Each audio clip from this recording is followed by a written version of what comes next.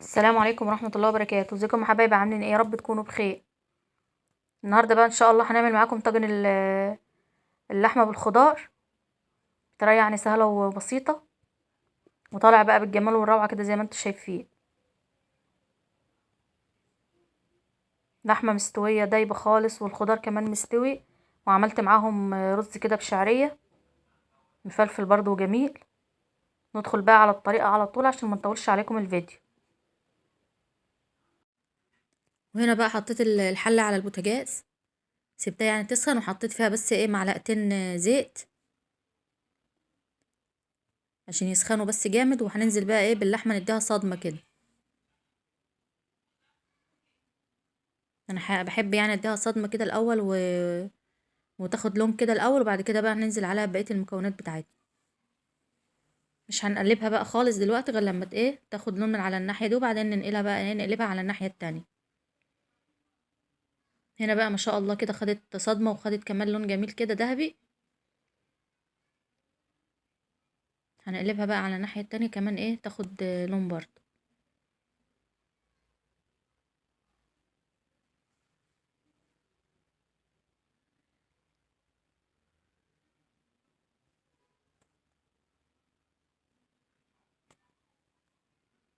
هنا بقى ما شاء الله اللحمه بتاعتي بقت جاهزه يعني. هننزل بقى عليها بالبصل. دي بصلايه يعني ايه وسط كده، مقطعاها انا قطع مش كبيره قوي ولا صغيره قوي.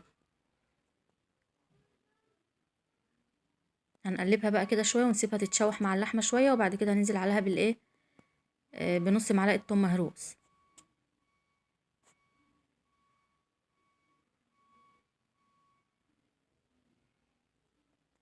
اللهم صل وسلم وبارك على سيدنا محمد.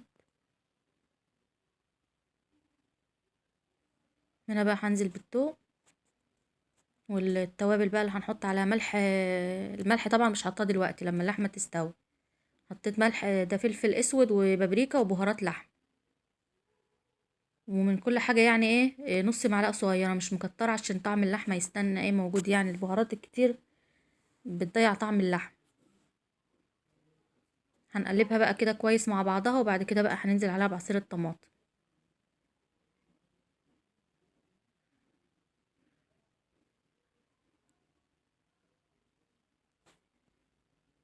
ده عصير طماطم يعني فريش لسه ضرباه في الخلاط. اللي حابب بقى يحط صلصه يعني اللي يريحكم، بس هي الطماطم ما شاء الله كانت حمرا فما احتجتش يعني ان انا احط ايه. شطفت الخلاط برضو كده بشويه ميه، حطيتهم وهنسيبها بقى ايه لحد بقى اللحمه ما تدخل كده 3/4 سوا. هنغطيها بقى ونسيبها.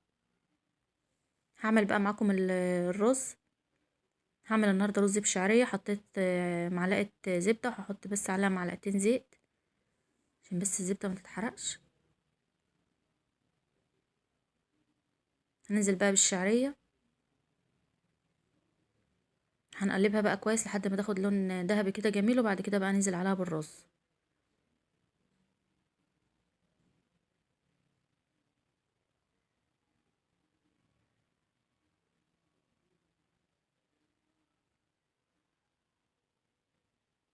هنا الشعرية ما شاء الله بدأت بقى تاخد لون الذهبي كده.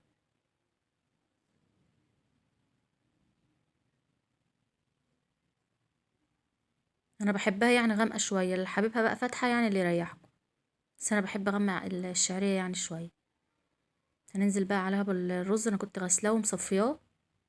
هنشوحه برضو شوية كده مع الشعرية وبالزبدة كده، وبعد كده بقى هننزل عليه بالمية المغلية.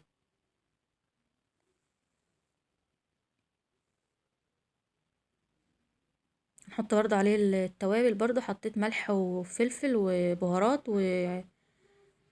وحبهان. بحب انا احط على رز الشعرية يعني التوابل دي بتخلي طعمه جميل خالص.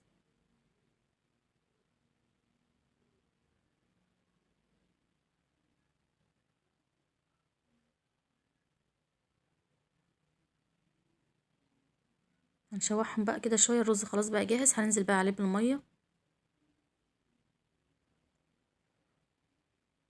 اللي عنده بقى طيب طبعا شوربة يحط شوربة، بس انا يعني ايه حطيت مية.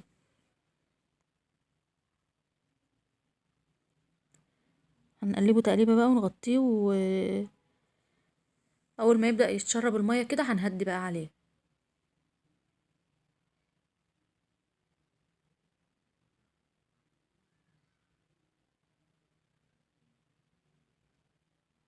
هنا بقى الرز اهوت بعد ما خلاص اتشرب المية هنقلبه تقليبه بقى كده ونهدي عليه بقى خالص ونسيبه بقى لحد ما يستوي.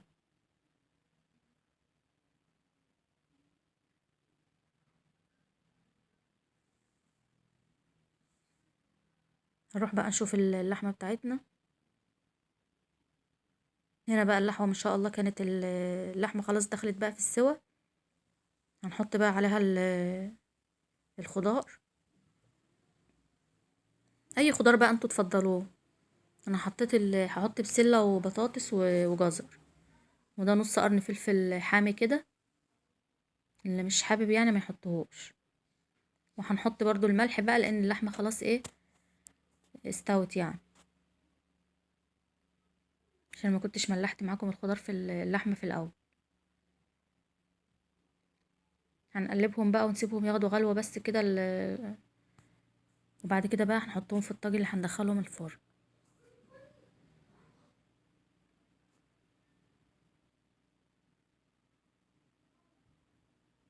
نغطيهم ونسيبهم بقى يغلوا غلوة كده مع بعض، وبعد كده بقى ايه هنجهز الطاجن معاكم.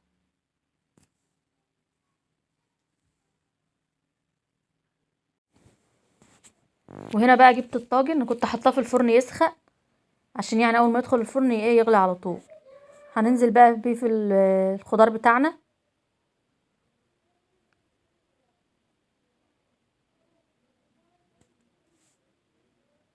اللهم صل وسلم وبارك على سيدنا محمد. هنا بقى ما شاء الله بعد ما فضيت خلاص الخضار كله في الطاجن بتاعنا، هغطيه بقى عشان يكمل سوا، لان الخضار لسه ما استواش واللحمه برضو كان ايه فاضل لها شويه كده وتستوي يعني. هغطيه الاول بورقه زبده وبعدين بقى ورقه فويل، وندخله بقى وان شاء الله نوريه لكم اول ما يطلع من الفرن.